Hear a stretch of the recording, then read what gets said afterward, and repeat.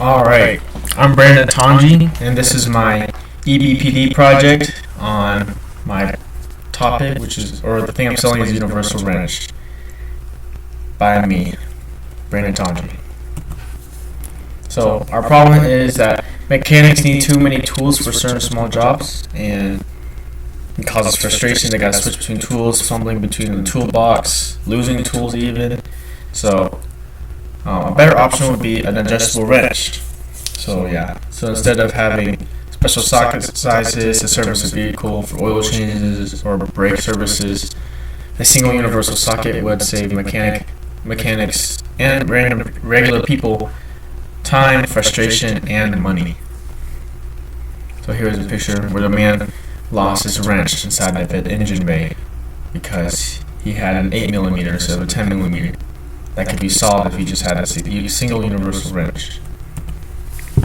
And here's our solution: a universal wrench. So instead of having a whole socket or a whole wrench set, you could just buy one or two tools of these universal, a bigger one and a smaller one, for all your wrenching needs. And they come in different colors with their cases and stuff, like a comfort grip, or you can just have bare metal. So competitive analysis. So this is what the market offers today. So for ease of use, the universal wrench just puts on, and then there's teeth that grab onto the nut or the bolt, and then it ratchets even for you. That's something the wrench doesn't do, but the socket does. The wrench is relatively easy to use. With this, you just spin the scroll, and then to the size of the bolt or the nut, you just wrench. But it doesn't ratchet, so you got to take it off and then put it back on. Take it off, put it back on. The socket does have a ratcheting wrench and all the socket sets, which takes a lot of space, and you can lose the tool. So efficiency, universal wrench, obviously it has the ratcheting feature. It's faster, it's quicker, it's easier.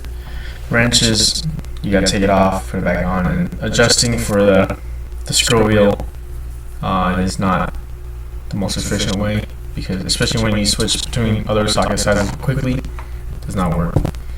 Socket set is efficient, but you do have to sort through all your tools. You need to have a way of organizing them. Thankfully, a lot of them come with a case set that have a special place for each socket, as you can see there.